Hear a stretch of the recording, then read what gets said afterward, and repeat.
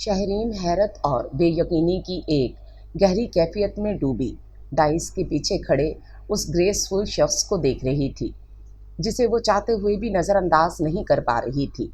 یہ وہی چہرہ تھا جسے وہ اپنے ماضی کے عوارض سے نوچ کر پھینک دینا چاہتی تھی۔ کشادہ پیشانی، ذہانت سے چمکتی آنکھیں جن پر فریم لیس چشمہ سجا تھا، اور اپنی ناک کے نیچے مخصوص انداز میں بھینچے ہوئے انابی لبوں کے ساتھ وہ پوری توجہ سے اسٹوڈنٹس کی حاضری سے رجسٹر پر جھکا ہوا تھا۔ شہرین کی آنکھیں اس چہرے پر جمی تھیں اور ذہن ماضی کے دھندلکوں میں بھٹک رہا تھا۔ مس شہرین رضا۔ جب تیسری بار اس کا نام پکارا گیا تو اپنی نوٹ بک پر جھکی ہادیہ کو شہرین کی غائب دماغی کا خیال آیا۔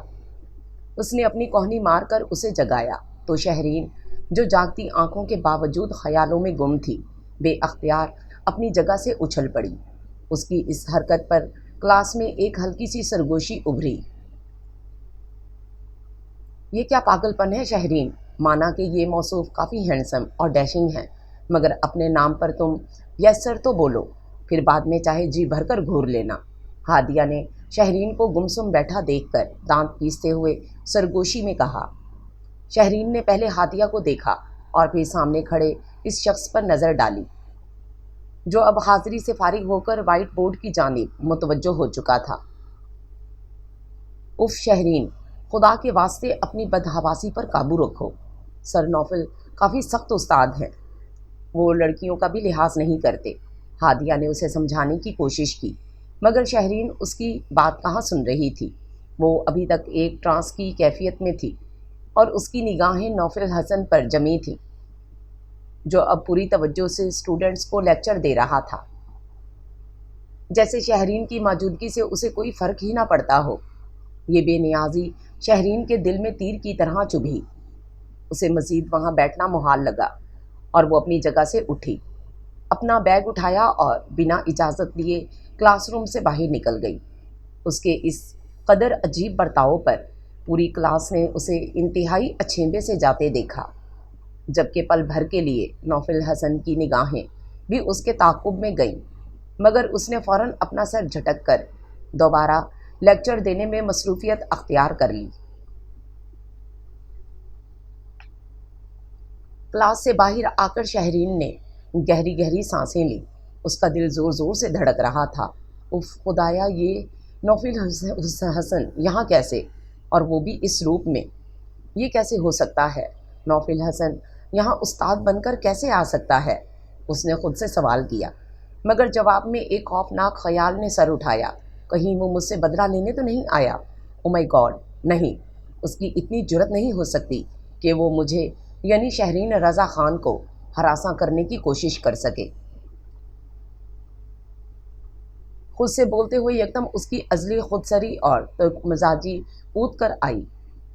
وہ انتہائی خود اعتمادی سے یہ تو کہہ اٹھی، مگر نوفل کو دیکھ کر اس پر جو بدحواسی کی کیفیت طاری ہوئی تھی وہ اب الجھن میں بدل چکی تھی۔ او ہائے شہرین ڈیئر، مجھے معلوم ہے کہ تم نے میری وجہ سے کلاس مس کی ہے نا؟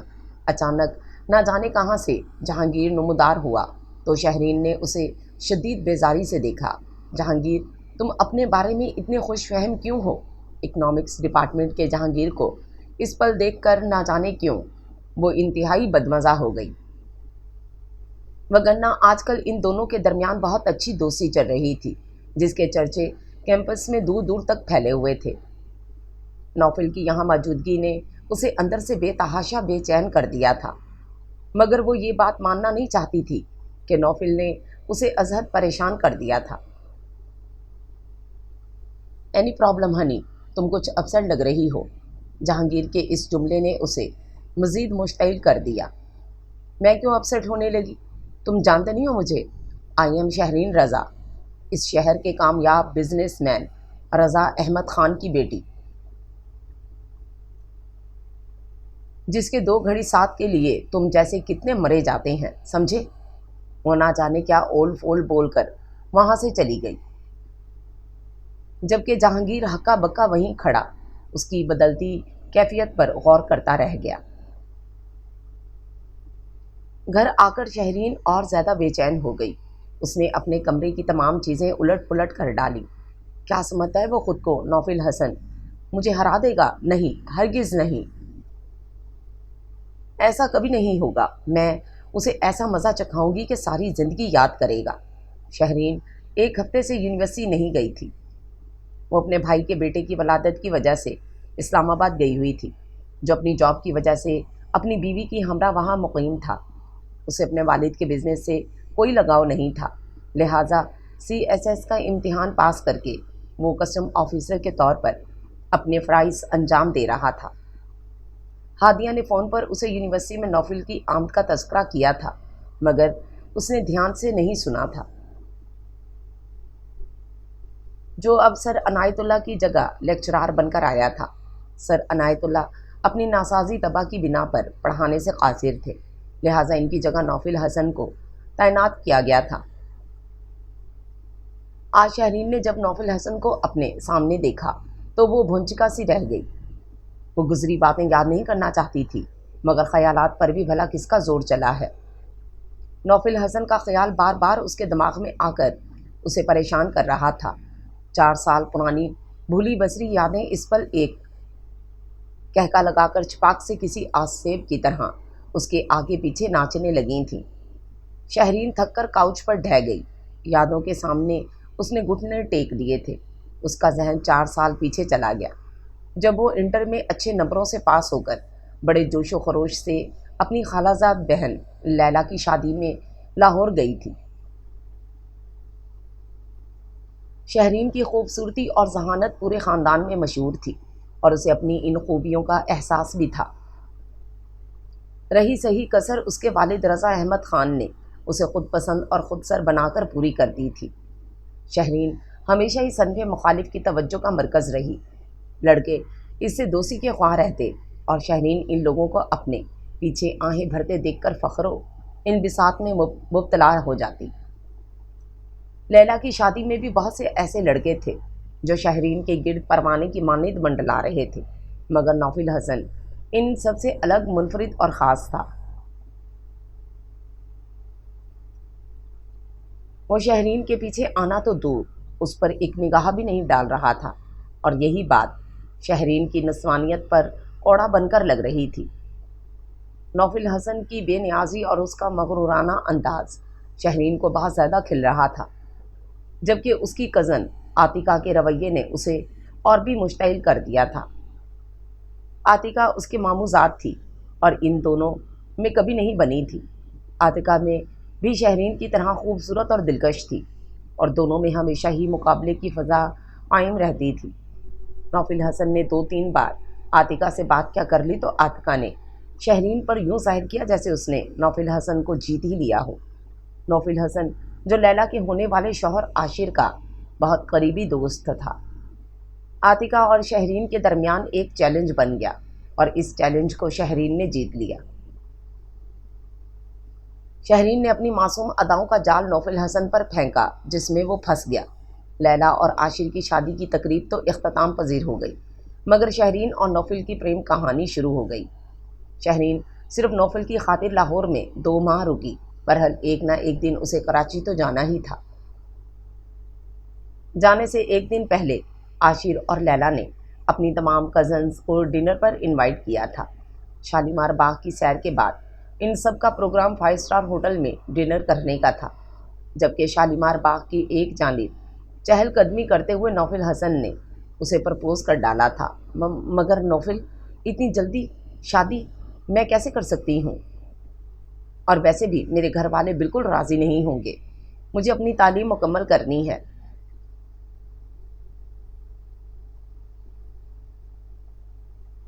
شہرین اپنی انگلیاں مروڑتے ہوئے بولی۔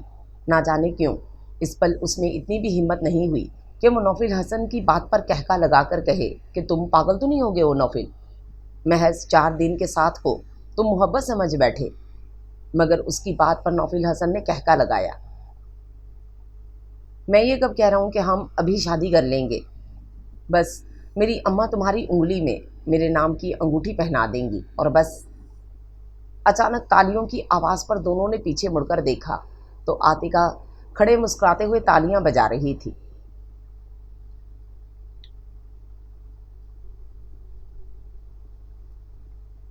मुबारक हो शहरीन, तुम तो वाकई जीत गई और मैं हार गई। मान गई मैं डियर कज़न, तुम मुझसे ज़्यादा ज़हीन हो। आतिका खुशगवारी से बोलते हुए इनके करीब आई तो नौफिल ने इंतहाई नासमझी से उसे देखा। इस पल शहरीन की कैफियत बेपनाह अजीब थी। ये चैलेंज में हार गई और अपनी हार मैंने खुले दिल से तस्लीम की है। आतिका ने ये कहते हुए नौफिल की सफसार पर उसे सब कुछ बता दिया। मारे निदामत और शर्मिंदगी के शहरीन अपना सर झुकाती चली गई। नौफिल शशिदर सा आतिका की ज़ुबानी अपने बेवकूफ़ बनने की वारदात सुन रहा था। जब आतिका खामोश हुई तो नौफिल बेसाख्ता हंसने लगा और फिर हंसता ही चला गया। शहरीन ने इंतहाई हैरत से उसे हंसते हुए देखा। आतिका भी मुतअज्जब सी हो गई। हंसते हंसते नौफिल की आंखों में पानी भर आया। ओ माय गॉड, मुझे यकीन नहीं आ रहा। बमुश्किल उसने अपनी हंसी को कंट्रोल किया। इसका मतलब है कि हम दोनों ही एक दूसरे को उल्लू बनाने की कोशिश कर रहे थे। क्या मतलब? वे अख्तियार शहरीन और आतिका बैक वक्त बोली। मतलब ये गाइस के मैं शहरीन को बेवकूफ़ बना रहा था जिस तरह वो मुझे बनाने की कोशिश कर रही थी। नौफिल हसन के मुंह से निकले अल्फाज ने शहरीन को आसमान से ज़मीन पर पटक दिया था। शट अप नौफिल, तुम मुझे क्या बेवकूफ़ बना रहे थे? धोखा तो मैं तुम्हें दे रही थी। मैं शहरीन रज़ा हूँ। एक ज़माना मेरा दीवाना है। तुम जैसे छोटी औकात के लड़कों से तो मैं बात भी करना पसंद ना करूँ। वो तो मेरे और आतिका के दरमियान तुम्हें लेकर चैलेंज हो गया था। शहरीन ने नखवत से अपनी नाक सुकेड़ कर कहा तो नौफिल हंसते हुए बोला,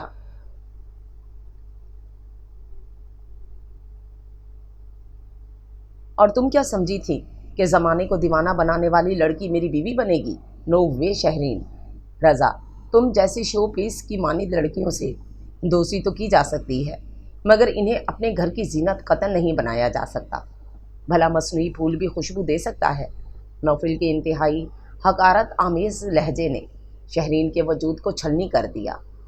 oh you idiot, get lost from here. Shahreen गुस्से और सदमे से बेहाल होकर चीखी।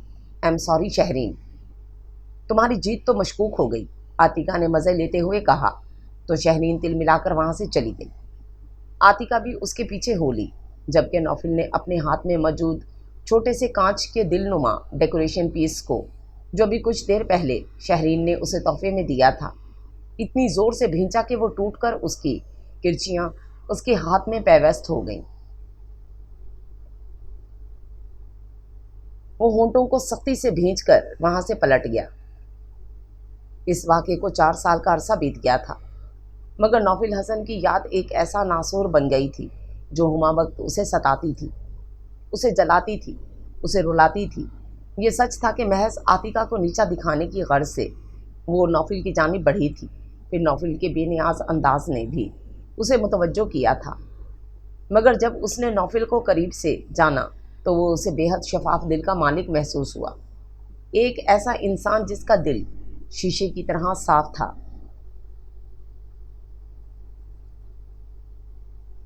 जिसकी शख्सियत बिल्कुल सादा और मासूम थी। वो अपने अंदर की बदलती कैफियत से परेशान थी, मगर जब आतिका ने सच्चाई बताई तो नौफिल ने अपना इतना सफाक और भयानक रूप उसे दिखाया कि वो उसकी ज़ात की हस्ती को कुचल गया। वक्त गुजरने के साथ साथ उस पर यह राज मुनकशिफ होता गया कि वो नौफिल हसन से महज चाहत का जो ड्रामा कर रही थी, दर हकीकत वो ड्रामा नहीं था, बल्कि वो सच में उससे मोहब्बत करने लगी थी। नौफिल हसन के वो अल्फाज उसे आज भी आरी की तरह काट कर रख देते थे। वो जिस भी लड़के से दोस्ती करती, लाशऊरी तौर पर उसमें नौफिल की शबीह तलाश करने लगती, मगर हर बार उसे नाकामी का मुंह देखना पड़ता। और आज वो सितमगर पूरे तुमतराक से उसके सामने आ गया था। वो तो पहले से भी ज़्यादा ग्रेसफुल और डिसेंट लग रहा था। क्यों नौफिल, क्यों आगे तुम एक बार फिर मुझे मेरी ही नज़रों से गिराने के लिए, या फिर मुझे कोई नया ज़ख्म लगाने के लिए? वो बेअख्तियार खुद से बोलकर पूरी शिद्दत से रो दी।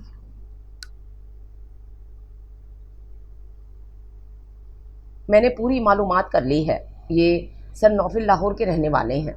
वैसे तो वो किसी गांव से ताल्लुक़ रखते हैं, मगर अब अपनी वालदा और छोटी बहन के साथ लाहौर में रहते हैं। اور یہاں لاہور کی یونیورسٹی سے ٹرانسفر ہو کر آئے ہیں۔ شہرین کیمپس کے لان میں بیٹھی نوٹ بک پر لیکچر اتار رہی تھی جب ہادیہ دھپ سے اس کے قریب بیٹھتے ہوئے بولی۔ شہرین ہنوز اپنے کام میں مصروف تھی۔ ہفتہ بھر غیر حاضر رہ کر اس کا کافی نقصان ہو گیا تھا، اس لیے وہ ہادیہ سے مختلف لیکچرز نقل کر رہی تھی۔ ویسے یہ اپنی آفرین سر نوفل کے لیے آج کل ٹھنڈی آہیں بھرتی نظر آ رہی ہے، اور وہ انگلش ڈپارٹمنٹ کی امبر، وہ تو نوفل سر کی ایک جھلک دیکھنے کے لیے ہر وقت ہمارے ڈپارٹمنٹ میں چک پھیریاں لگا رہی ہوتی ہے۔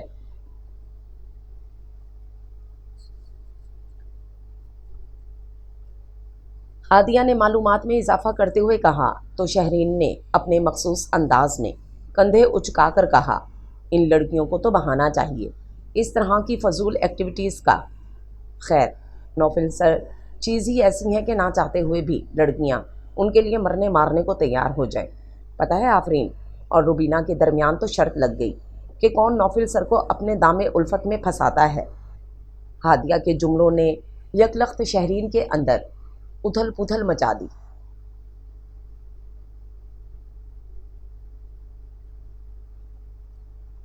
بہت سی تکلیف دہ اور اذیت انگیز باتیں اس کے ذہن میں آتی چلی گئیں۔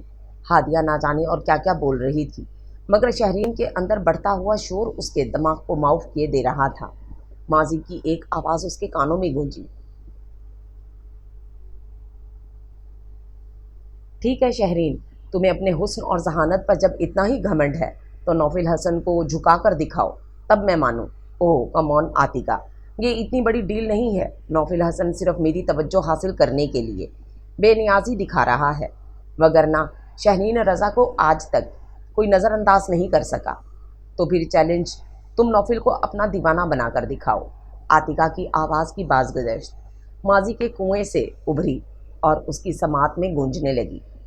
نہیں، مجھے تمہارا یہ چیلنج ہرگز قبول نہیں ہے عاتقہ، اچانک شہرین وحشت زدہ لہجے میں گھٹے گھٹے انداز میں چلا کر بولی، تو ہادیہ نے اچھل کر حیرت اور پریشانی سے اسے دیکھا۔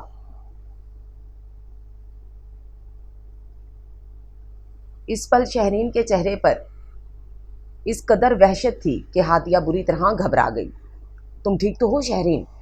کون سا چیلنج اور یہ عاتقہ کون ہے؟ ہادیہ کی متفکرانہ آواز پر وہ چونکی، پھر چند ثانیے ہادیہ کو خالی خالی نگاہوں سے گھورتی رہی۔ شہرین کیا ہوا؟ تم ٹھیک تو ہو نا؟ ہادیہ نے اس کے ہاتھوں کو اپنے ہاتھوں میں لیتے ہوئے کہا، تو شہرین نے ایک گہری سانس کھینچی، پھر خود کو پرسکون کرنے کے انداز میں آنکھیں موند کر چند ثانیے بعد کھولیں۔ میں بالکل ٹھیک ہوں، اور پلیز اب کینٹین چلو، مجھے بہت بھوک لگ رہی ہے۔ وہ ہادیہ کو کچھ کہنے کا موقع دیے بغیر جلدی جلدی اپنی چیزیں سمیٹ کر اٹھی، جبکہ ہادیہ محض اسے دیکھتی رہ گئی۔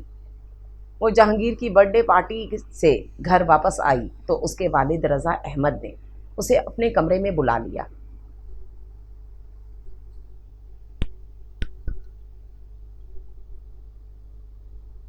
شہرین، تمہارے ماسٹرز کا یہ فائنل ایئر ہے بیٹا، میں چاہتا ہوں کہ تمہاری شادی کر دوں۔ تمہاری ماں تم تینوں کی ذمہ داری مجھ پر سونپ کر گئی تھی۔ تمہارا بڑا بھائی ارتضیٰ تو اسلام آباد میں سیٹل ہو گیا ہے، جبکہ مرتضیٰ نے لندن میں ہی شادی کر کے گھر بسا لیا۔ میں چاہتا ہوں کہ تمہارا مستقبل بھی کسی ذمہ دار اور محفوظ ہاتھوں میں سونپ دوں۔ شہرین کی والدہ 10 سال پہلے جگر کے عارضے میں مبتلا ہو کر داغ مفارقت دے گئی تھیں۔ ماں کی تربیت کی کمی اور ان کی ممتا کی محرومی نے شہرین کی شخصیت میں کافی جھول پیدا کر دیے تھے۔ یہ حقیقت ہے کہ ایک ماں اپنی اولاد کو زمانے کے چال چلن کی جو تربیت دیتی ہے وہ ایک باپ دینے سے قاصر رہتا ہے، خصوصاً بیٹیاں ماں سے زیادہ قریب ہوتی ہیں۔ کچی عمر کی نادانیوں نے اس کے قدموں کو ڈگمگا دیا تھا۔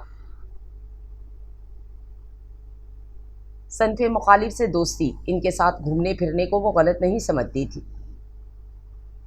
جبکہ رضا احمد نے بھی اس پر کوئی پابندی نہیں لگائی تھی۔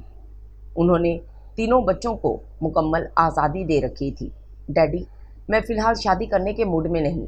شہرین کے منہ بنا کر بولنے پر رضا احمد بے اختیار ہنس دیے۔ اچھا، تو پھر ہماری پرنسس کا موڈ کب بنے گا؟ وہ اس کے بال بگاڑتے ہوئے بولے۔ جب موڈ بن جائے گا تب میں آپ کو بتا دوں گی، تب آپ اپنا موڈ مت بنا لیجیے گا، شہرین مسکراتے ہوئے بولی۔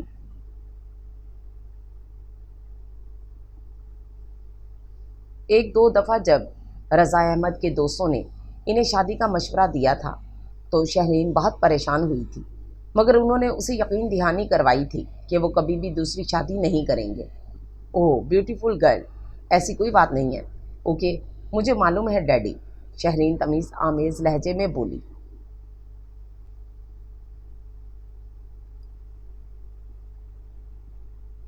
کلاس روم میں اس وقت مکمل خاموشی تھی، صرف نوفل حسن کی دلکش آواز گونج رہی تھی۔ وہ انتہائی انہماک سے لیکچر دینے میں مصروف تھا اور تمام سٹوڈنٹس بہت غور سے اس کا لیکچر سن رہے تھے، جبکہ شہرین کا ذہن بار بار بھٹک رہا تھا۔ وہ ہر تھوڑی دیر بعد اپنے ذہن کو جھٹک کر نوفل حسن کے لیکچر کی جانب اپنا دھیان لگانے کی کوشش کر رہی تھی کہ مان زور و شور سے اس کے سیل فون کی بیل گونج اٹھی۔ نوفل حسن نے انتہائی ناگواری سے شہرین کی جانب دیکھا، جو اس پل بدحواسی میں اپنا بیگ الٹ پلٹ کر رہی تھی۔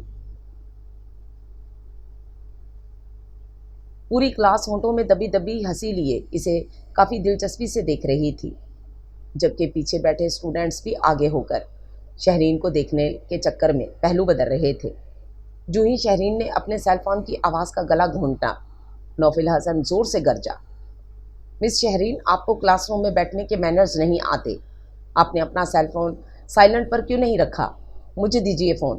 نوفل کے کہنے پر شہرین خاموشی سے اٹھی اور ڈائس پر جا کر موبائل فون رکھ کر اپنی جگہ پر آ گئی۔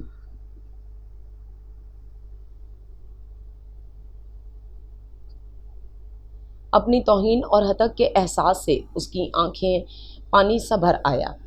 اس پل اس کا دل چاہا کہ سامنے رکھی موٹی سی کتاب اس کے سر پر دے مارے اور اچھی طرح اس کی طبیعت صاف کر دے۔ جیسے تیسے اس نے کلاس میں وقت گزارا اور نوفل کے جاتے ہی وہ انتہائی طیش کے عالم میں کلاس سے نکلی ہی تھی کہ اسی پل نوفل بھی پوری سپیڈ سے اندر داخل ہوا۔ تصادم شدید تھا۔ شہرین کا سر پوری قوت سے نوفل کے کشادہ سینے سے ٹکرایا۔ بمشکل نوفل نے خود کو گرنے سے بچایا، جبکہ اس کے وجود سے اٹھتی کولون اور پرفیوم کی خوشبو شہرین کے دماغ میں سما گئی۔ نہ جانے کیوں وہ سرد سے اپنا سر اس کے سینے سے اٹھا نہیں سکی۔ کسی نامانوس احساس نے اسے سن کر دیا۔ نوفل نے انتہائی جارحانہ انداز میں اس کے بازوؤں کو تھام کر خود سے الگ کیا تو یک لخت وہ ہوش میں آئی۔ مس شہرین، آپ کو دکھائی کم دیتا ہے یا آپ خود اپنی آنکھوں کا استعمال بہت کم کرتی ہیں؟ نوفل انتہائی ناگواری سے اسے ڈپٹ کر بولا۔ ایک لڑکے نے نوفل کے ہاتھ سے گری کتاب اور حاضری رجسٹر اسے تھمایا تو وہ تھینک یو کہہ کر واپس ڈائس کی طرف آیا اور اپنے روم کی چابی، جس کی وجہ سے وہ دوبارہ آیا تھا، لے کر لمبے لمبے ڈگ بھرتا باہر چلا گیا۔ جبکہ اس بار بھی شہرین پیر پٹک کر خود بھی وہاں سے نکلی تو ہادیہ بھی اس کا سیل فون، جو نوفل نے ڈائس پر ہی چھوڑ دیا تھا، اٹھا کر شہرین کے پیچھے بھاگی۔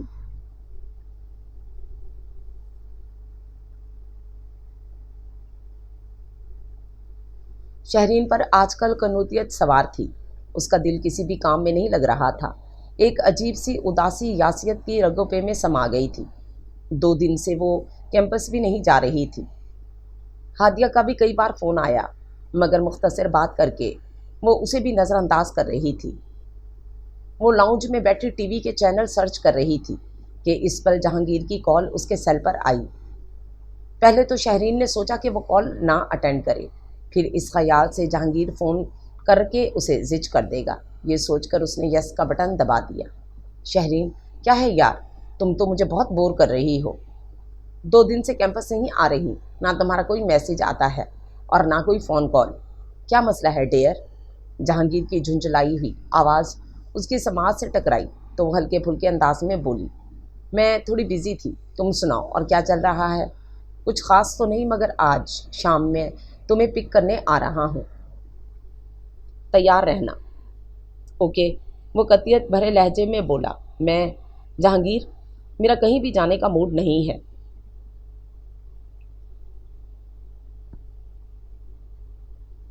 شہرین نے بیزاری سے کہا، مگر جہانگیر نے اس کی رتی برابر بھی پرواہ نہیں کی۔ تمہارے موڈ کی ایسی کی تیسی، میں تمہیں 7 بجے پک کرنے آ رہا ہوں، بائے۔ جہانگیر اسے کچھ بھی بولنے کا موقع دیے بغیر فون بند کر گیا۔ تو وہ محض بے بسی سے سیل فون کو دیکھتی رہ گئی۔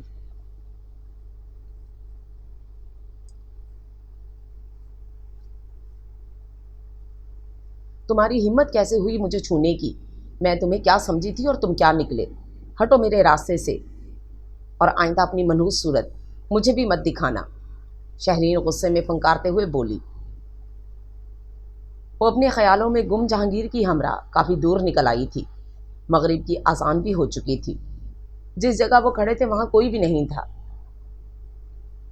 تم تو ایسے مجھ پر بگڑ رہی ہو جیسے مجھ سے پہلے تمہیں کسی نے چھوا ہی نہیں ہے۔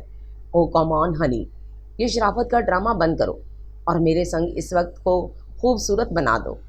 شٹ اپ، تم نے مجھے سمجھا کیا ہے؟ کیا سمجھو تمہیں ہنی؟ تم جیسی لڑکیاں ہم جیسے لڑکوں کے دل بہلانے کا کھلونا ہوتی ہیں، سمجھی؟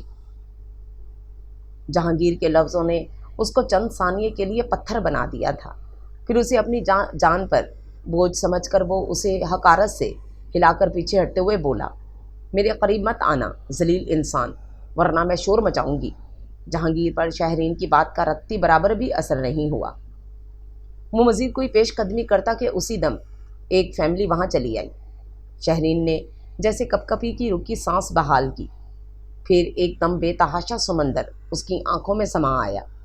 اس کا دل چاہا کہ وہ چیخ چیخ کر روئے، مگر اس نے بمشکل خود کو سنبھالا اور ٹیکسی لینے کے خیال سے وہاں سے ڈگمگاتے قدموں سے چلی آئی۔ واقعی زمانہ سب سے بڑا استاد ہوتا ہے۔ جہانگیر کے اس طرز عمل نے اسے بہت کچھ سکھا اور سمجھا دیا تھا۔ نوفل اپنی رائٹنگ ٹیبل پر بیٹھا لیکچر کی تیاری کر رہا تھا، مگر بار بار اس کی ذہنی رو بھٹک رہی تھی۔ وہ پوری توجہ اپنے لیکچر کی تیاری میں لگانے کے جتن کر رہا تھا، مگر ہر بار ناکام ہو جاتا۔ آخر کار تھک ہار کر اس نے پین نوٹ بک پر پٹخا اور اپنی پشت کرسی کی بیک سے لگا لی۔ شہرین کا چہرہ ایک پل کے لیے بھی اس کے دھیان و گمان کے پردے سے نہیں ہٹا تھا۔ اسے وہ دن آج بھی پوری جزیات سمیت یاد تھا جب عاتکہ نے آ کر شہرین کی سچائی اسے بتائی تھی۔ اپنی محبت کی بے قدری اور تذلیل سے زیادہ اسے اپنی مردانگی پر لگی چوٹ نے بلبلا کر رکھ دیا تھا۔ ان دونوں لڑکیوں کے سامنے اپنی ہتک اور توہین کے خوف نے اسے وہ رویہ اپنانے پر مجبور کر دیا تھا جو اس کی سرشت میں شامل نہیں تھا۔ وہ صنف نازک کا بے حد احترام کرتا تھا، کیونکہ یہی صنف اس کی ماں اور بہن بھی تھی۔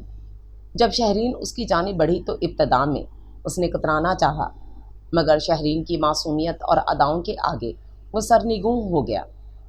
مگر وہ یہ بات ہرگز نہیں جانتا تھا کہ بظاہر بھولے بھالے معصوم چہرے والی شہرین اندر سے کتنی کھیل اور فریب رکھنے والی لڑکی ہے، جو خود پسند اور مغرور ہونے کے ساتھ ساتھ دوسروں کے جذبات سے کھیلنے اور دل توڑنے کی خصلت بھی رکھتی ہے۔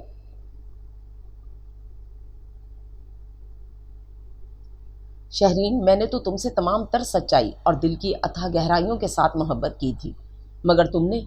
خود سے بولتے بولتے یکدم نوفل نے ایک اذیت ناک انداز میں آہ بھری، تم نے محض مجھے اپنے سامنے جھکانے اور نیچا دکھانے کی خاطر محبت کرنے کا ناٹک کیا، حالانکہ میرا تو کوئی قصور بھی نہیں تھا۔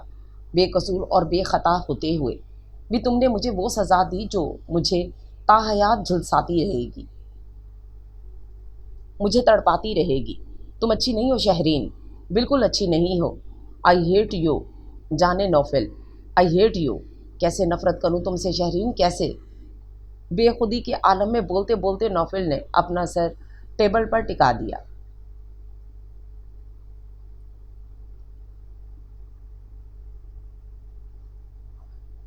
شہرین جیسے تیسے گھر پہنچی تھی۔ آج جہانگیر نے اس کے پندار پر بڑی کاری ضرب لگائی تھی۔ اسے نوفل حسن کے ادا کیے گئے تمام الفاظ بڑی شدت سے یاد آئے تھے۔ تم ٹھیک کہہ رہے تھے نوفل، میرے جیسی لڑکیاں شوپیسی تو ہوتی ہیں جنہیں رک کر لوگ پسند کرتے ہیں، سراہتے ہیں، ان سے دوستی تو کی جا سکتی ہے، مگر اپنے گھر کی زینت نہیں بنایا جا سکتا۔ تم نے بھی تو میرے ساتھ ایسے ہی کیا نا، اور میں کتنی بیوقوف اور احمق تھی کہ خود کو سستا کھلونا بنا کر تم جیسے کمینوں کے سامنے پیش ہوتی رہی۔ I hate you Naufal, I just hate you. تم بہت برے ہو نوفل، بہت برے۔ بولتے بولتے شہرین ہوش و خرد سے بیگانہ ہو گئی۔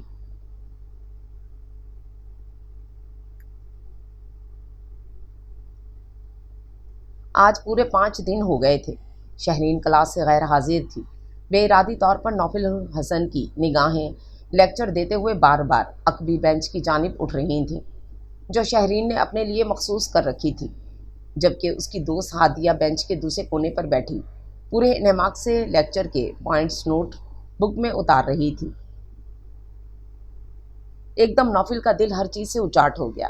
اس کا دل چاہا کہ وہ ہادیہ سے پوچھے کہ شہرین کیوں یونیورسٹی نہیں آ رہی۔ کلاس سے باہر نکل کر بھی اس نے یوں ہی نگاہیں دوڑائیں کہ کہیں وہ دکھائی دے جائے، مگر وہ اسے کہیں بھی نظر نہ آئی۔ مجھے تکلیف دینے کا کوئی موقع تم کیوں گواؤ گی شہرین، وہ دل ہی دل میں بولا۔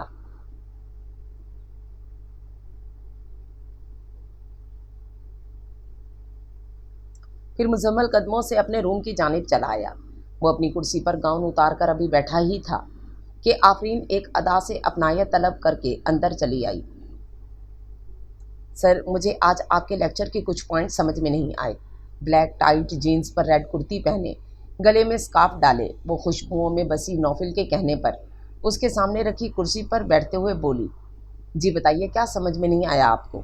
نوفل نے کافی سنجیدگی سے کہا تو آفرین اسے گہری نگاہوں سے دیکھتے ہوئے بتانے لگی۔ نوفل اسے سمجھانے میں مگن تھا، جب ہی اچانک آفرین بولی، سر آپ نے بھی محبت کی ہے؟ آفرین کی بات پر نوفل نے انتہائی ناگواری سے اسے دیکھا۔ میرا مطلب کوئی آپ کو اچھا لگا؟ بہت اچھا، بہت اپنا اپنا سا، جسے دیکھ کر آپ کو اس سے چاہت کا احساس ہوا ہو۔ کیا بکواس ہے مس آفرین، یہ کس قسم کی چیپ باتیں کر رہی ہیں آپ ہوش میں تو ہیں؟ سر میں سب بھلا چکی ہوں، اپنے ہوش و حواس، اپنا چین و سکون۔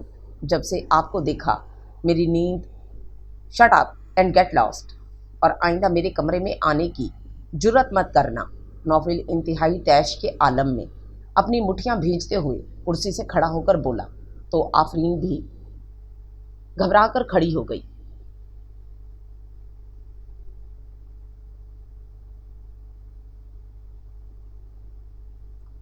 سر آپ نے سنا نہیں، آئی سیڈ گیٹ لاسٹ۔ آپ خود جائیں گی یا پیون کو بلاؤں؟ نوفل کا بس نہیں چل رہا تھا کہ آفرین کا چہرہ تھپڑوں سے سرخ کر دے، جبکہ دروازے پر کھڑی ہادیہ ہکا بکا سی اندر کا منظر دیکھتی رہ گئی۔ نوفل اپنی ڈائری ڈائس پر بھلایا تھا۔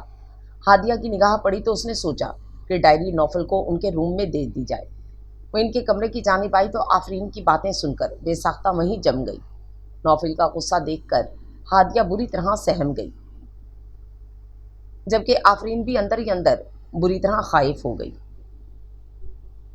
اس سے پہلے کہ آفرین باہر آتی، ہادیہ سرد سے وہاں سے رفو چکر ہو گئی۔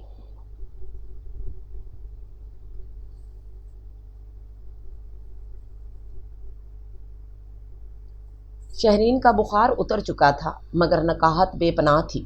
اس رات جب ملازمہ شہرین کو رات کے کھانے پر بلانے کے غرض سے اس کے کمرے میں آئی تو قالین پر اسے بے سدھ پڑا دیکھ کر بے تحاشا گھبرا گئی۔ اس نے بھاگ کر رضا احمد کو اطلاع دی۔ وہ تقریباً دوڑتے ہوئے اس کے کمرے میں پہنچے اور ملازمہ کی مدد سے بے ہوش شہرین کو بستر پر لٹایا اور فوراً ڈاکٹر کو فون کیا، جس نے گھر پر ہی ٹریٹمنٹ دے دی۔ شہرین کو 2 دن سے ہلکی ہلکی حرارت تھی، مگر وہ خود ہی کوئی دوا لے رہی تھی۔ جہانگیر کی اس حرکت نے اسے سخت ذہنی دھچکا پہنچایا تھا۔ نوفل کے یہاں آ جانے سے بھی وہ مسلسل ذہنی دباؤ کا شکار تھی۔ ان سب عوامل کا نتیجہ اس کی بے ہوشی اور بخار کی صورت میں نکلا تھا۔ ہادیہ اس سے ملنے اس کے گھر آئی تو شہرین یوں ہی گمسم سی بیٹھی رہی، کسی خوشی ولولے کا اظہار نہیں کیا۔ ہادیہ کو شہرین کی یہ کیفیت پریشان کر گئی۔ شہرین میری جان، تم نے یہ اپنی کیا حالت بنائی ہے؟ مجھے بتاؤ تمہیں کیا اسٹریس ہے؟ انکل بتا رہے تھے کہ ڈاکٹر کہہ رہا تھا کہ تم ذہنی دباؤ کا شکار ہو۔ ہادیہ اس کے قریب بیٹھتے ہوئے انتہائی محبت سے اسے مخاطب کر کے بولی تو ایک دم ٹپ ٹپ ڈھیروں آنسو اس کی آنکھوں سے بہنے لگے۔ ہادیہ نے انہیں پوچھا نہیں بلکہ شہرین کا سر اپنے شانے سے ٹکا لیا اور پھر جیسے سیلاب کا بند ہی ٹوٹ گیا۔ شہرین زاروں کی تار بلک بلک کر رو دی۔ ہادیہ نے اسے کھل کر رونے دیا تاکہ وہ اپنے اندر کی گھٹن جو نہ جانے کتنے دنوں سے اس کے اندر بھری اسے دیمک کی طرح کھوکھلا کر رہی تھی آنسوں کے سہارے باہر نکال سکے۔ جب وہ بہت سارا رو چکی تو خود ہی خاموش ہو گئی۔ اب بتاؤ کیا بات ہے؟ ایسا کون سا مسئلہ ہے جسے لے کر تم اتنی اپسیٹ ہو اور ڈسٹرب ہو؟ ہادیہ نے اسے بغور دیکھتے ہوئے پوچھا تو اسی پل شہرین نے اسے سب کچھ بتانے کا فیصلہ کر لیا۔ اسے کسی رازدار اور مخلص انسان کی ضرورت تھی جس کے آگے وہ اپنے دل کا حال کھول کر بیان کر سکے۔ میں جس سے محبت کرتی ہوں اس کے ساتھ میں نے محبت کرنے کا ڈرامہ کیا اور اس نے بھی مجھ سے فریب کا کھیل کھیلا۔ شہرین نے گردن جھکا کر کھوئے ہوئے لہجے میں کہا تو ہادیہ ناسمجھی سے پوچھا، کیا مطلب؟ جس سے تمہیں محبت ہے تم نے اس کے ساتھ محبت کا ڈرامہ کیا اور اس نے بھی تمہیں فریب دیا؟ بھائی شہرین، میری تو کچھ بھی پلے نہیں پڑا، تم کھل کر بتاؤ۔ شہرین نے ہادیہ کو لہجہ بھر کو دیکھا اور پھر دھیمے لہجے میں گویا ہوئی۔ میں 4 سال پہلے اپنی کزن لیلا کی شادی میں لاہور گئی تھی تو وہاں میری ملاقات ایک لڑکے سے ہوئی۔ پھر وہ سب کچھ بتاتی چلی گئی۔ سب کچھ بتانے کے بعد وہ ایک تھکن زدہ سانس بھر کر خاموش ہوئی تو ہادیہ نے کچھ سوچتے ہوئے اس سے استفسار کیا، اس لڑکے کا نام کیا تھا؟ نوفل حسن۔ کیا؟ شہرین کے منہ سے یہ نام سن کر اسے تو گویا 1000 وولٹ کا کرنٹ ہی لگ گیا۔ وہ بے ساختہ اپنی جگہ سے اچھلی، پھر انتہائی بے یقینی سے نگاہوں سے اس کی جانب دیکھتے ہوئے بولی، تمہارا مطلب ہے سر نوفل؟ اپنے سر نوفل؟ ہاں، وہی نوفل ہے جس سے میری ملاقات لاہور میں ہوئی تھی، اور محض عاتقہ کو نیچا دکھانے اور اپنی ناک اونچی رکھنے کی خاطر میں نے نوفل کی توجہ اور محبت حاصل کرنے کا چیلنج عاتقہ سے کیا تھا، اور یہی ٹاسک میں نے اسے بھی دیا تھا۔ مگر ہادیہ، میں اتنی بری طرح ہاری ہوں کہ یہ شکست کا احساس مجھے دن رات کچو کے لگاتا ہے، میرے اندر اضطراب اور بے قراری کا طوفان اٹھاتا ہے، کیونکہ میں سچ میں نوفل سے محبت کرنے لگی تھی اور اب بھی اسے بہت شدتوں سے چاہتی ہوں۔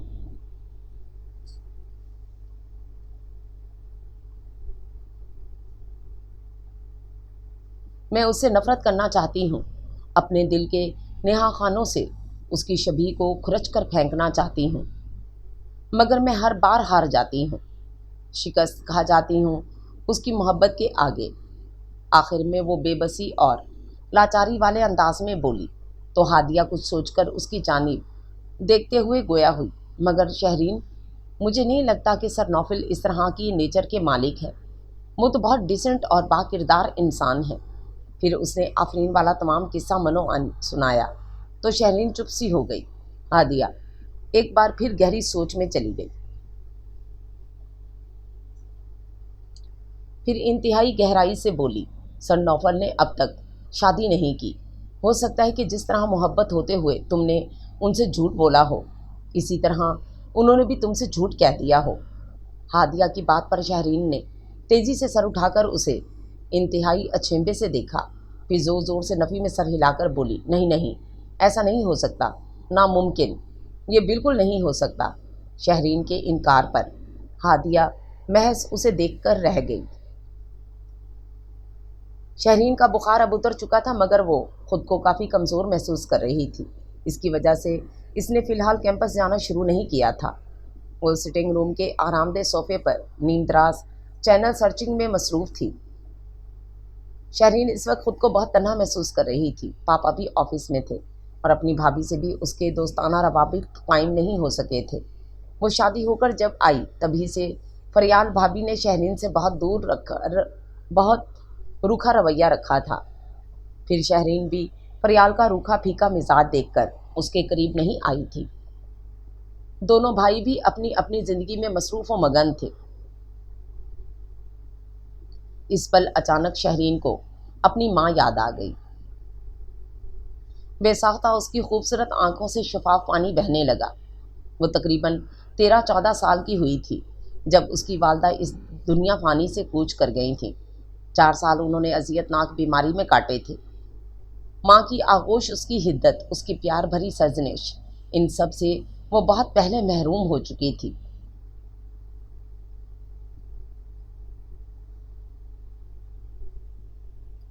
آج اگر وہ زندہ ہوتی تو ان تینوں بہن بھائیوں میں بھی اتفاق و یگانت ہوتی، اور شاید شہرین بھی اتنی خودسر اور نادان نہ ہوتی۔ لامتناہی اور منتشر سوچوں میں گھری شہرین نہ جانے کتنے پل یوں ہی بیٹھی رہی کہ یکدم ڈور بیل کی آواز نے اسے حال کی دنیا میں لاپٹ خا۔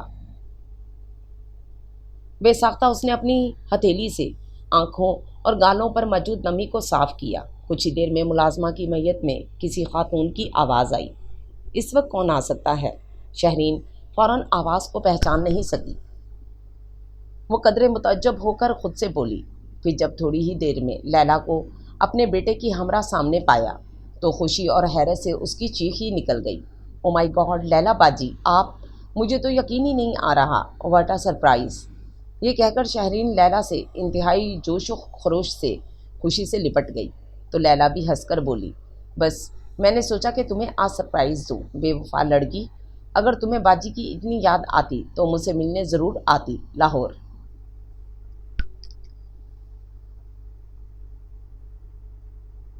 لیلا کے شکوے بھرے انداز پر شہرین مسکرا کر رہ گئی۔ پھر لیلا نے بتایا کہ اس کے شوہر کی کراچی میں کوئی خاص میٹنگ تھی، وہ 2 دن کے لیے یہاں آ رہے تھے، تو لیلا نے بھی فوراً شہرین کے گھر جانے کا پروگرام بنا ڈالا تھا۔ اس واقعے کے بعد سے شہرین نے لاہور کا رخ بھی نہیں کیا تھا۔ دن کے کھانے سے فارغ ہو کر لیلا اپنے بیٹے معیز کو سلا کر فارغ ہوئی تو دونوں آرام سے ادھر ادھر کی باتیں کرنے لگیں۔ باتیں کرتے کرتے اچانک لیلا کو کچھ یاد آیا تو اس نے فوراً شہرین سے استفسار کیا۔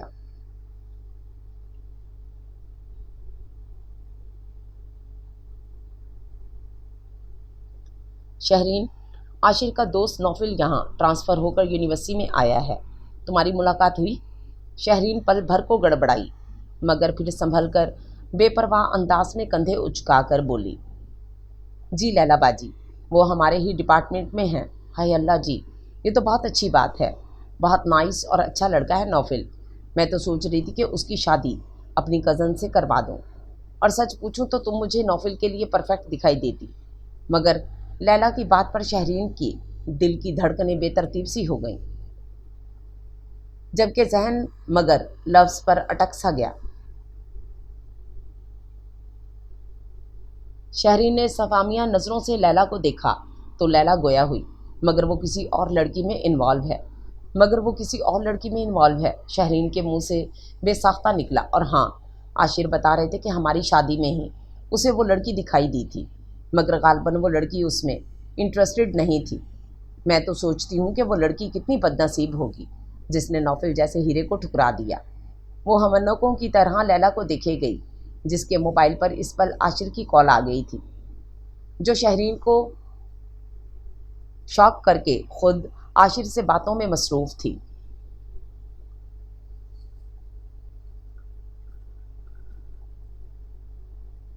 اس وقت شہرین کے اندر جیسے کئی دھماکے سے ہو رہے تھے۔ یہ کیسے ہو سکتا ہے؟ نوفل نے تو مجھ سے خود کہا تھا کہ وہ بھی میری طرح مجھ سے محبت کا ڈرامہ کر رہا تھا۔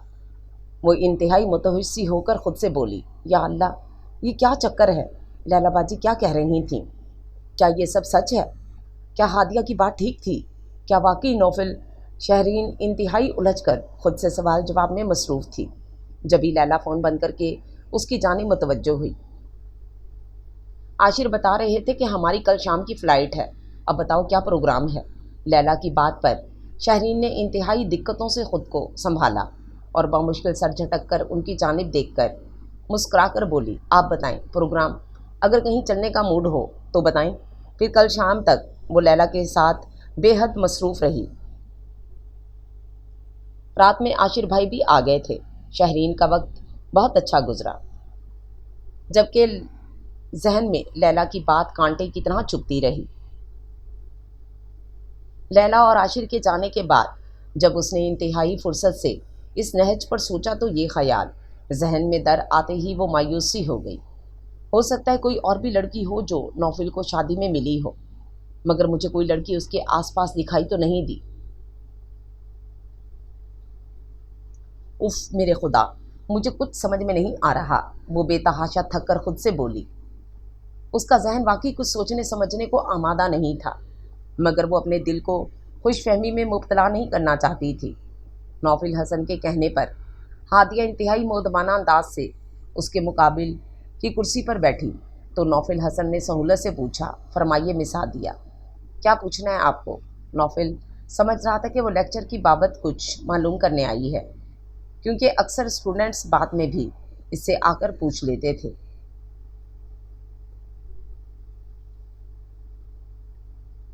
हादिया अपनी सहेली की खातिर यहाँ आ तो गई थी, मगर अब उसे समझ में नहीं आ रहा था कि वो कैसे बात करे। नौफल की रोबदार पर्सनैलिटी उसे अंदर से खाइफ किए दे रही थी, जबकि उसका गुस्सा भी वो अच्छी तरह देख चुकी थी। सर, मैं लेक्चर के मुतालिक नहीं बल्कि शहरीन रज़ा के बारे में आपसे बात करने आई हूँ। हादिया हादिया ने बमुश्किल थूक निकलते हुए कदरे झिझक कर कहा तो नौफिल ने इंतहाई चौंक कर उसे देखा। शहरीन के मुतल्लिक, मेरा मतलब है शहरीन रज़ा के बारे में। मुझसे आपको क्या बात करनी है? नौफल के मुतअज्जब मगर नरम खो लहजे ने उसका हौसला बढ़ाया तो वो कदरे रिलैक्स हुई और फिर सहूलत से बोली, सर, मेरी शहरीन से दोस्ती ज़्यादा पुरानी नहीं, मगर मैंने उसे जितना समझा, जितना जाना, वो मुझे खुदसर होने के साथ साथ काफ़ी नादान और मासूम लगी। मुझे उसकी शख्सियत में कुछ कमज़ोरियाँ भी नज़र आईं, मगर जब उसे करीब से परखा तो मालूम हुआ कि कम उम्री में माँ का साया उठ जाने, भाइयों की बेतवजी और बाप की बेजा आज़ादी ने उसकी शख्सियत को गदला सा कर दिया है। एक लड़की होने के नाते उसके अंदाज़ो अतवार और आदात में जो खामियां और कमियां हैं, वो अपनी माँ और उसकी तरबियत की महरूमी का नतीजा है। सर, मैंने तो यही अंदाज़ा लगाया, वगरना वो बहुत अच्छी और मासूम लड़की है। हादिया की बातों को नौफल बहुत गौर से सुन रहा था। वो मज़ीद गोया हुई, सर, अपनी हमाकत और अपनी कम उम्री की नादानी में उसने आज से 4 साल पहले अपनी कज़न के उकसाने पर एक लड़के से मोहब्बत का खेल खेला था। इस बात पर नौफल अपनी जगह पहलू बदल कर रह गया। ये हकीकत थी कि वो महज एक चैलेंज जीतने के गर्ज से उसकी जानी बढ़ी थी, मगर फिर वो थोड़ा रुकी तो नौफल बुरी तरह बेचैनी में मुब्तला हो गया। वो बेसाख्ता उजलत से बोला, मगर फिर क्या? मगर फिर उसे सचमुच उस लड़के से मोहब्बत हो गई। नौफल हसन को लगा कि जो आग पिछले 4 सालों से उसके एतराफ़ में लगी हुई थी, वो यकलख्त चाँद की ठंडी चांदनी में बदल गई हो। वाकई लफ्ज़ों में भी कितनी तासीर होती है। ये अल्फाज ही होते हैं जो हमें पाताल में धकेल देते हैं, और ये लफ्ज़ ही होते हैं जो अचानक हमें आसमां की बुलंदियों पर पहुंचा देते हैं।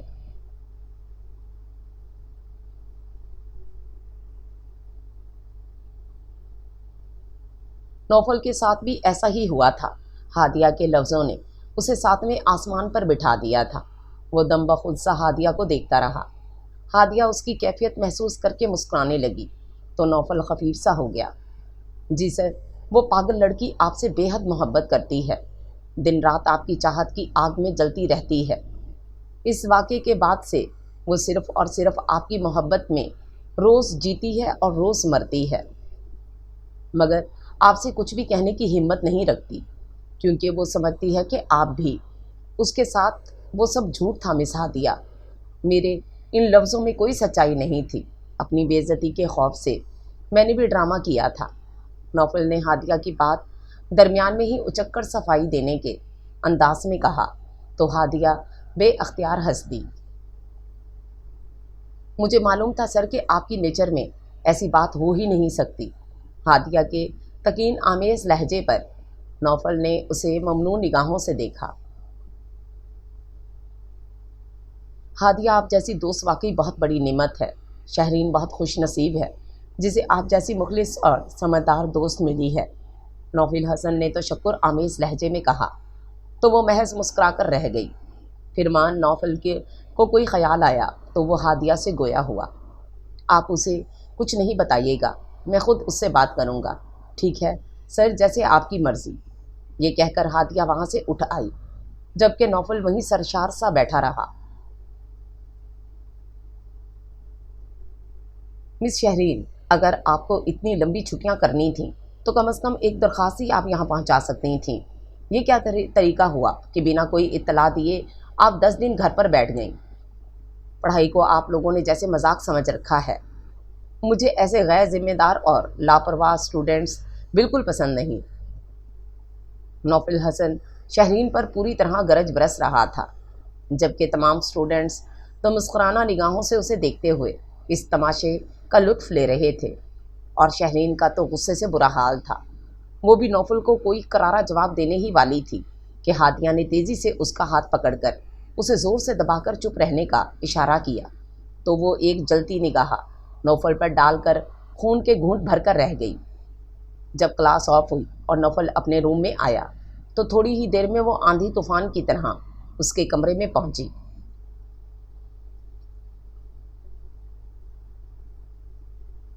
آپ خود کو سمجھتے کیا ہیں؟ وہاں کلاس روم میں اگر آپ کی ڈانٹ پر خاموش رہی تو اس کا مطلب یہ ہرگز نہیں کہ میں آپ سے ڈر گئی یا پھر فضول سے روب میں آ گئی، سمجھے آپ؟ شہرین کی لن ترانیوں کے جواب میں نوفل محض سینے پر ہاتھ باندھ کر بڑے ریلیکس انداز میں بیٹھا، اسے یوں دیکھ رہا تھا جیسے وہ کوئی بہت اچھی باتیں کر رہی ہو۔ شہرین پل بھر کو سٹ پٹائی، مگر پھر خود کو سنبھال کر دوبارہ سٹارٹ ہوئی۔ میں اچھی طرح جانتی ہوں آپ کا مقصد صرف مجھے نیچا دکھانا اور میری بے عزتی کرنا ہے، مگر کان کھول کر سن لے آپ، اس مقصد میں آپ ہرگز کامیاب نہیں ہوں گے۔ شہرین، اتنی بدگمانیاں اچھی نہیں ہوتیں، تم تو پہلے ہی جذباتی اور بے وقوف تھیں۔ خیر مس شہرین، میں آپ کا ٹیچر ہوں اور آپ کی غیر ذمہ داریوں پر آپ کو سرزنش کرنے کا پورا استحقاق رکھتا ہوں، اور اپنے پیشہ ورانہ معاملات سے بھی معاملات کو دور رکھتا ہوں۔ اب آپ جا سکتی ہیں۔ نوفل جو پہلے اتنی حلاوت سے بولا تھا، بعد میں انتہائی روڈ انداز اپناتے ہوئے اسے جلا گیا۔ شہرین نے الجھ کر اس کی جانب دیکھا جو اپنی ٹیبل کی دراز کھول رہا تھا۔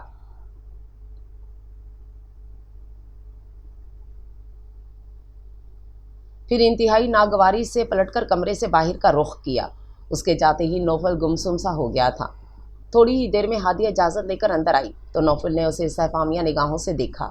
عید قرباں کی رونقیں عروج پر تھیں، لوگوں کے گھر جانوروں کی آمد جاری تھی۔ شہرین کو اب پہلی بار عید قرباں کا اصل مفہوم معلوم ہوا تھا۔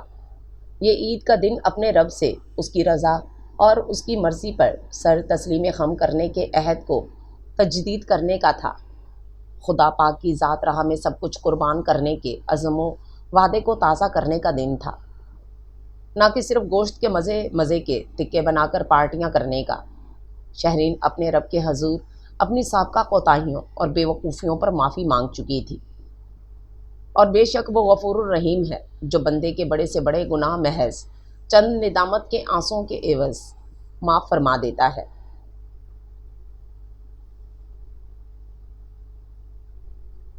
موسم صبح سے خطرناک تیور دکھا رہا تھا، مگر وہ صرف نوفل حسن کی ڈانٹ کے خیال سے یونیورسٹی آ گئی تھی، مگر یہاں آ کر پتہ چلا کہ چند ایک اسٹوڈنٹس کے علاوہ پوری کلاس غیر حاضر تھی۔ ہادیہ بھی غائب تھی۔ وہ آ کر شدید خوف زدہ ہوئی۔ نوفل حسن نے بھی کم حاضری کی بنا پر کلاس نہیں لی۔ شہرین نے سوچا جب وہ آ ہی گئی ہے تو لائبریری میں جا کر کچھ نوٹس بنا لیے جائیں۔ وہ اس جانب چل دی۔ تقریباً 2 گھنٹے بعد جب وہ وہاں سے نکلی تو بارش اپنے جوبن پر تھی۔ وہ پانی سے بڑی مشکل سے بچتی بچاتی اپنے ڈپارٹمنٹ میں پہنچی تو اس پل وہاں بالکل سناٹا تھا۔ شہرین کو تھوڑا خوف محسوس ہوا۔ وہ تیز تیز قدم اٹھاتی وہاں سے باہر نکلی۔ اس کا رخ پارکنگ کی جانب تھا تاکہ وہ جلد سے جلد اپنی گاڑی میں بیٹھ سکے، مگر اچانک ہی جہانگیر اپنے 2 دوستوں کی ہمراہ اس کے راستے میں آ گیا۔ وہ جو تقریباً بھاگتے ہوئے راستہ عبور کر رہی تھی تیزی سے رکی، ورنہ جہانگیر سے زور سے ٹکرا جاتی۔ یہ کیا بدتمیزی ہے جہانگیر، چھوڑو میرا راستہ۔ اس پل جہانگیر کی موجودگی نے شہرین کی ریڑھ کی ہڈی میں پھریری سی دوڑا دی۔ جان، میں تمہارا راستہ روکنے کے لیے ہی تو یہاں بیٹھے تھے ہم۔ یہ کہتے ہوئے جہانگیر اس کے قریب آیا تو انتہائی بدحواس ہو کر شہرین نے اپنا بیگ اس کو مارنے کے غرض سے اچھالا، مگر جہانگیر نے اسے کیچ کر لیا۔ شہرین اس لمحے بے تحاشا گھبرا گئی۔ تمام چیزیں بیگ سے نکل کر زمین پر بکھر گئی تھیں۔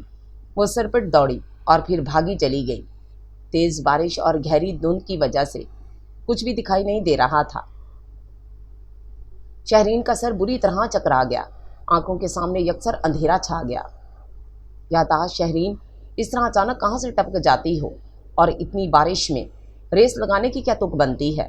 نوفل کی آواز اس کے آس پاس بکھری تو شہرین کو لگا جیسے وہ کسی مضبوط پناہ میں آ گئی ہو۔ وہ بے ساختہ نوفل سے لپٹ گئی اور پھوٹ پھوٹ کر رونے لگی تو نوفل ایک دم گھبرا گیا۔ کیا ہوا شہرین؟ Are you okay? کیا ہوا ہے؟ پلیز مجھے بتاؤ۔ وہ انتہائی نرمی، پیار اور حلاوت سے پوچھ رہا تھا۔ شہرین اور شدت سے رونے لگی تو نوفل نے ادھر ادھر نگاہیں دوڑائیں تو تھوڑی ہی دور اسے ایک شیڈ نظر آ گیا۔ آؤ اس طرف، چلو میرے ساتھ۔ وہ اسے زبردستی خود سے الگ کر کے تیز تیز قدم اٹھاتا وہاں پہنچا تو دونوں نے شیڈ کے نیچے آ کر بے پناہ عافیت محسوس کی۔ شہرین کی آنکھیں اس پل سرخ انگارہ ہو رہی تھیں۔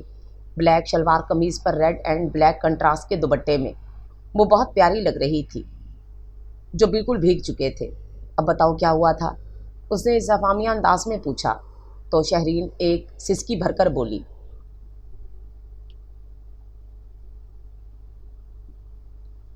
وہ کمینہ جہانگیر میرے ساتھ۔ وہ فقط اتنا ہی کہہ سکی، جبکہ یہ سن کر نوفل کی کن پٹیاں جھنجھنا اٹھیں۔ اس کمینے کی اتنی ہمت! میں چھوڑوں گا نہیں اسے۔ چھوڑیں نوفل، میری ہی غلطی تھی جو اس جیسے شخص سے میں نے دوستی کی۔ شہرین نے اپنی انگلیاں مروڑتے ہوئے ندامت اور شرمندگی سے کہا تو نوفل محض اسے دیکھتا رہ گیا۔ پھر دونوں کے درمیان گمبھیر خاموشی چھا گئی۔ اچانک نوفل کو کچھ یاد آیا تو وہ انتہائی چڑھ کر بولا، تمہیں اتنے خراب موسم میں کیمپس آنے کی کیا ضرورت تھی؟ کبھی تو اپنی عقل کو استعمال کر لیا کرو۔ آپ کی وجہ سے، صرف آپ کی وجہ سے میں اتنے خوفناک موسم میں آئی، ورنہ آپ کو مجھے ذلیل کرنے کا موقع جو ہاتھ آ جاتا۔ شہرین بھی بے پناہ تنک کر بولی تو نوفل نے چند ثانیے اسے بغور دیکھا، پھر بے ساختہ مسکراتا چلا گیا۔ میری شکل پہ کون سا ایسا لطیفہ پڑھ لیا جو اتنی ہنسی آ رہی ہے آپ کو؟ ایک تو میرا بیگ وہیں گر گیا، گاڑی کی چابیاں اور موبائل بھی اسی میں رہ گیا۔ آخر میں وہ متفکرانہ انداز میں بولی تو نوفل ہنوز اسی انداز میں اسے دیکھتا رہا۔ کیا مسئلہ ہے؟ کیوں گھورے جا رہے ہیں مجھے آپ؟ ہمیں کیا مسئلہ ہے؟ میری آنکھیں ہیں، میں جیسے بھی چاہوں گھوروں، نوفل نے ڈٹائی سے کہا تو وہ محض اسے دیکھتی رہ گئی۔ پھر اس نے غور کیا کہ بارش اب بالکل مدھم ہو چکی ہے۔ اس نے اطمینان کا سانس لیا۔ بوائز ہاسٹل بالکل قریبی اسے نظر آیا تو شہرین آہستہ سے بولی، آپ کی منزل آ گئی ہے، میں چلتی ہوں۔ میری منزل تو نہ جانے کہاں بھٹک گئی ہے۔ کافی عرصے سے میں اس کی تلاش میں سرگردہ پھر رہا ہوں، مگر وہ مجھے مل کے ہی نہیں دے رہی۔ عقب سے نوفل کی کھوئی ہوئی آواز اس کی سماعت سے ٹکرائی تو شہرین پتھر سی ہو گئی۔ تم بہت بری ہو شہرین، بہت بری۔ شہرین نے تڑپ کر نوفل کی جانب دیکھا۔ اس پل وہ اسے بے پناہ برا بھرا لگا۔ اس کا دل چاہا کہ دوڑ کر نوفل کے پاس جائے اور اس کے سینے سے لگ کر اپنی بے قراریوں کا اقرار کرے، مگر دوسرے ہی لمحے اسے نوفل کے صفاقانہ الفاظ یاد آ گئے۔ آپ بھی بہت برے ہیں نوفل، بہت زیادہ برے۔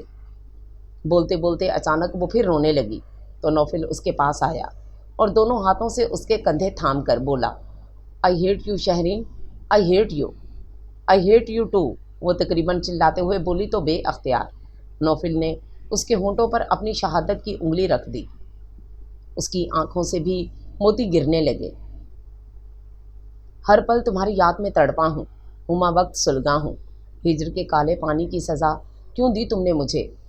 تم نے بھی مجھے بہت رلایا ہے نوفل، بہت ستایا ہے۔ میرا دل، میرا چین و سکون، سب کچھ مجھ سے چھین لیا۔ دونوں اس پل دنیا مافیا سے بے خبر اقرار محبت کر رہے تھے۔ آئی لو یو شہرین، بہت محبت کرتا ہوں تم سے۔ شہرین یہ جملہ سن کر اور بھی شدت سے رو دی۔ چند ثانیے بعد شہرین نے فکر مندی سے پوچھا۔ ہمیں اس طرح کسی نے دیکھ نہ لیا ہو؟ نوفل اس کی بات پر مسکرا کر بولا، یہ جگہ عام دنوں میں بھی بہت سنسان رہتی ہے، پھر ایسے موسم میں دور دور تک کوئی نہیں ہے، تم فکر مت کرو۔ نوفل کی بات پر اچانک اسے حجاب آ گیا۔ نہ جانے کتنا وقت ہو گیا، مجھے روڈ سے ٹیکسی بھی لینی ہوگی۔ شہرین نے نوفل کی جانب دیکھنے سے گریز کرتے ہوئے ادھر ادھر نظریں دوڑاتے ہوئے کہا، جب مجھ سے محبت ہو ہی گئی تھی تو مجھے بتایا کیوں نہیں تھا؟ آپ نے بھی تو مجھے لا علم رکھا، اپنی سرخی کے خیال سے جھوٹ بول گیا تھا، مگر اب میں اپنے روٹھے صنم کو منا لوں گا۔ وہ یقین آمیز لہجے میں بولا، I'm sorry Naufal, I'm sorry too Shehreen. Shehreen کو کوئی خیال آیا تو اس نے انتہائی اچھیمبے سے دیکھا۔ یہ سب آپ کو کیسے معلوم ہوا؟ شہرین کے ہمنک چہرے کو دیکھ کر نوفل ہنس کر بولا، ہادیہ نے مجھے سب کچھ بتا دیا تھا، اس کے جملوں نے مجھے گویا میری زندگی لوٹا دی تھی۔ شہرین، نوفل کوتاہی میری تھی، مجھے سزا تو ملنی چاہیے تھی نا؟ وہ سر جھکاتے ہوئے بولی تو نوفل اس کے قریب آتے ہوئے اس کا ہاتھ تھام کر ایک جذب کے عالم میں گویا ہوا، بیتی باتیں بھول جاؤ، آؤ ہم دونوں مل کر اپنی منزل کی طرف بڑھتے ہیں۔ شہرین نے اسے محبت بھری نگاہوں سے دیکھتے ہوئے اسبات میں سر ہلا کر نوفل کے قدم سے قدم ملا کر چلنے لگی، جبکہ بارش کے بعد شفاف نیلیگوں آسماں انہیں دیکھ کر دھیرے سے مسکرا دیا۔ بارش کے پانی نے تمام بدگمانیوں اور تلخیوں کو دھو ڈالا تھا۔